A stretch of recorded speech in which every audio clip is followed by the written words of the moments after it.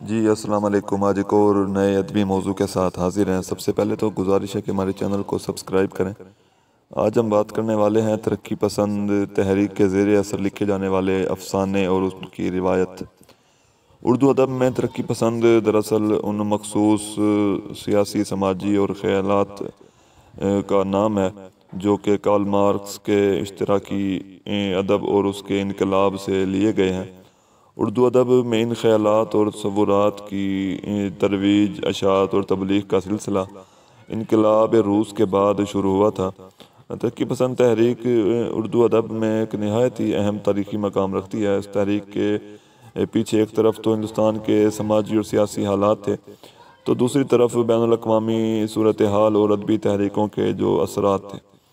ترقی پسند تحریک کا پہلا اجلاس 1936 میں ہوا تھا، جس میں منشی پریم چند نے صدارت کی تھی اور اعلان کیا تھا کہ ہندوستانی ادیبوں کا فرض ہے کہ وہ ہندوستانی زندگی میں رونما ہونے والی تبدیلیوں کا بھرپور اظہار کریں۔ اگرچہ اس تحریک کا مقصد آزادی کی جدوجہد کو تیز کرنا تھا، لیکن اردو ادب کو بھی اس سے فائدہ ہوا، اور شاعری کے ساتھ ساتھ افسانہ نگاری نے بھی ترقی پسند تحریک میں حصہ لیا۔ اردو افسانہ نگاروں نے ترقی پسند رجحانات کو اردو افسانے میں فروغ دیا۔ ان افسانہ نگاروں میں بہت سارے افسانہ نگار مختلف شعبہ زندگی سے تعلق رکھنے والے لوگ تھے۔ کوئی ان میں نہرو کا عاشق تھا، تو کوئی کمیونسٹ تھا، کوئی ہر قسم کے سیاسی مصلحت سے صرف آزاد ملک چاہتا تھا، تو کوئی گاندھی کا پیروکار تھا۔ لیکن ان میں ایک چیز جو تھی وہ مشترک تھی کہ وہ سب اپنے پرانے سیاسی نظام، سماجی حالات اور طور طریقوں سے اکتائے ہوئے تھے۔ اپنے ملک کی غلامی سے وہ تنگ آ چکے تھے اور کسی خوبصورت منزل کو وہ پانا چاہتے تھے۔ جن افسانہ نگاروں نے ترقی پسند تحریک کے زیر اثر افسانہ لکھے، ان میں سے خاص کا ذکر کیا جاتا ہے۔ ترقی پسند افسانے کی روایت کا جو براہ راست سلسلہ شروع ہوتا ہے وہ پریم چند سے ہے، اور پریم چند کی حقیقت نگاری سے ہے۔ پریم چند نے اردو افسانے کو جو ہے وہ داستانوی ماحول سے نکالا اور اس کا رشتہ جو ہے وہ حقیقی زندگی سے جوڑنے کی کوشش کی۔ پریم چند افسانوں میں ہندوستانی معاشرہ جو ہے وہ ہمیں اپنے حقیقی روپ میں نظر آتا ہے۔ ان کے ہاں اگرچہ کسی خاص نظریہ زندگی کی ہمیں آواز سنائی نہیں دیتی، مگر ان کے ہاں جو ہے وہ انسان اور انسانی عظمت جو ہے وہ سب پہ مقدم ہے۔ پریم چند کا اصل کارنامہ یہ ہے کہ انہوں نے شدت کے ساتھ اور بڑی سچائی اور صداقت کے ساتھ کسانوں کی ذہنی اور ان کے فکری سوچ کو افسانوں کے اندر پیش کیا۔ انہوں نے ان کے ساتھ روا رکھے جانے والے ظلم کے خلاف اور معاشی استحصال کے خلاف انہوں نے آواز اٹھائی اور کسانوں کے جذبات کی منظر کشی کی۔ پریم چند نے اپنے دور کے جو سب سے بڑے موضوع تھا، یعنی کسان اور کسان پہ کیے جانے والے جو مظالم تھے، ان کو انہوں نے اپنے افسانوں میں پیش کیا ہے، اور ان کے مشہور افسانوں میں ہمیں کفن، سوا سیر، گیہوں، نمک کا داروغہ وغیرہ جو ہیں وہ زیادہ اہم نظر آتے ہیں۔ کرشن چندر جو ہے وہ اگرچہ رومانوی ایک افسانہ نگار تھے، اور ابتدائی سالوں میں ان کی شہرت جو ہے وہ رومانوی اسلوب نگارش کی وجہ سے تھی، لیکن انہوں نے بھی جلد ہی رومانیت کو چھوڑ دیا اور زندگی کو جو ہے وہ ادب کے اندر جو ہے وہ زندگی کے حقائق کو پیش کرنے لگے، اور حقائق کی دنیا میں انہوں نے قدم رکھا۔ ان کے افسانے جو ہے وہ دراصل ان کے سماجی شعور کی پختگی کو ظاہر کرتے ہیں۔ وہ اپنے زمانے کی حقیقتوں کو بڑے فنکارانہ اور ماہرانہ انداز سے افسانوں میں پیش کرتے ہیں۔ کرشن چندر کے افسانوں میں جو ہے ہمیں موضوعات کا ایک تنوع نظر آتا ہے۔ ان کے افسانوں میں عورت کے حسن و عشق کے علاوہ، فطرت کے حسن کے علاوہ بھی وہ بہت سارے اپنے عہد کے جو مسائل ہیں ان کی عکاسی کرتے ہیں۔ ان کے موضوعات میں سماجی، معاشی زندگی کے مختلف ہمیں پہلو نظر آتے ہیں، اور کرشن چندر نے فسادات کے موضوع پہ بھی قلم اٹھایا، اور ان کے افسانوں کا جو مجموعہ ہے نیم وحشی، اس کے سارے افسانے جو ہیں وہ فسادات کے گرد ہی گھومتے ہیں۔ ان کے افسانے جو مشہور ہوئے ان میں ان داتا، کچرا بابا اور کالو بھنگے وغیرہ نہایت ہی مشہور و معروف ہیں۔ ترقی پسند افسانہ نگاروں میں ایک نہایت ہی اہم جو نام ہے وہ سعادت حسن منٹو کا ہے۔ منٹو کا شمار اردو کے مشہور ترین اور بدنام ترین افسانہ نگاروں میں ہوتا ہے۔ منٹو ایک متنازع افسانہ نگار ہیں اور ایک متنازع شخصیت بھی ہیں۔ ان کے حق میں اور مخالفت میں بہت کچھ کہا گیا اور بہت کچھ کہا جا رہا ہے۔ مگر منٹو پھر بھی ایک تلخ حقیقت نگار کی حیثیت سے جانے جاتے ہیں۔ منٹو کیونکہ زندگی کی تلخ ترین حقیقتوں کو ہو بہو حرف بار بیان کرنے کے قائل ہیں، اور منٹو کا سب سے جو پسندیدہ ہمیں موضوع نظر آتا ہے وہ ہے جنس نگاری، اور اسی وجہ سے ان پہ جو ہے وہ فحش نگاری کے اور فحاشی پھیلانے کے الزامات بھی لگائے گئے۔ ان کے ہاں بھی ہمیں موضوعات کا تنوع نظر آتا ہے۔ منٹو جو ہے وہ ایک طرف اپنے افسانوں میں نوجوان لڑکے لڑکیوں کے جنسی مسائل اور ان کے جنسی الجھنوں کا ذکر کرتے ہیں، تو وہ ایک طرف طوائف کی زندگی کے مسائل کو بھی موضوع بناتے ہیں۔ اس کے علاوہ منٹو کے افسانوں میں ہمیں ہندوستان کی جنگ آزادی، یہاں پر جو طبقاتی تقسیم ہے اور ہجرت کے واقعات اور فسادات وغیرہ کا ذکر بھی ہمیں ان کے افسانوں میں نظر آتا ہے، اور معاشرے کے تقریباً ہر طبقے سے تعلق رکھنے والے جو افراد ہیں وہ ہمیں ان کے افسانوں میں نظر آ جاتے ہیں۔ منٹو کا جو زندگی کے بارے میں مشاہدہ تھا اور مطالعہ تھا وہ نہایت ہی وسیع تھا۔ جو کچھ وہ دیکھتے تھے اس کو بغیر کسی شرم اور جھجک کے ہو بہو بیان کر دیتے تھے۔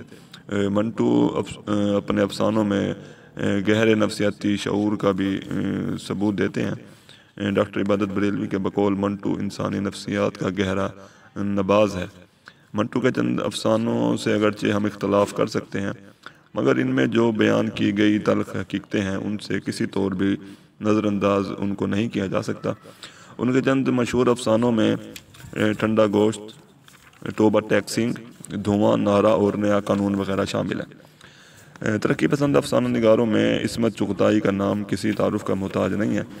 عصمت کے افسانے میں ہمیں زبان و بیان کی ساری خوبیاں اور افسانے کی فنی خوبیاں اور موضوعات کا بڑا تنوع نظر آتا ہے، اور اپنے اچھوتے موضوعات کی وجہ سے وہ خاصی شہرت بھی رکھتی ہیں۔ منٹو کے بعد جو عصمت چغتائی ہیں وہ واحد افسانہ نگار ہیں جنہوں نے جنس کے موضوع پر بڑی آزادی سے اور مبالغہ آرائی کے ساتھ انہوں نے لکھا۔ اسی وجہ سے ان کو بھی منٹو کی طرح فحش نگاری کے الزامات کا سامنا کرنا پڑا۔ عزیز احمد کے بقول جنس نگاری کی آڑ میں انہوں نے معاشرتی اقدار کو توڑنے کی کوشش کی اور ترقی پسند تحریک کی نامور افسانہ نگار شمار ہوئے۔ عصمت کو عورت ہونے کی وجہ سے نسبتاً گرم جملے لکھنے اور مرد کے جو جنسی جذبات ہیں ان کو ابھارنے کا جو سلیقہ تھا وہ بڑا ان کو آتا تھا، اور اسی وجہ سے انہوں نے بہت سارے مقدمات کا بھی سامنا کیا۔ عبادت بریلوی کے بقول وہ باشعور انسان انقلابی نہیں ہے، ان کے افسانوں میں انقلاب کی آواز بھی سنائی نہیں دیتی۔ ان کے مشہور افسانوں میں ٹیڑھی لکیر، کلیاں، ضدی، معصومہ اور چوٹیں جو ہیں وہ اہم ہیں۔ ان کی شدت پسندی اور بے باکی بعض مرتبہات سے بھی گزر جاتی ہے۔ احمد ندیم قاسمی کا شمار بھی ترقی پسند تحریک کے نامور افسانہ نگاروں میں ہوتا ہے۔ انہوں نے اپنے افسانوں میں دیہات اور دیہات کے رہنے والے لوگوں کی زندگی اور اس کے مسائل کو اپنا موضوع بنایا۔ انہوں نے حقیقت نگاری کے لیے جو ہے وہ دیہاتی زندگی کو اور متوسط طبقے کو اپنا موضوع بنایا۔ ان کی ذہنی الجھنیں، ان کے مسائل کو انہوں نے اپنے افسانوں میں بیان کیا ہے۔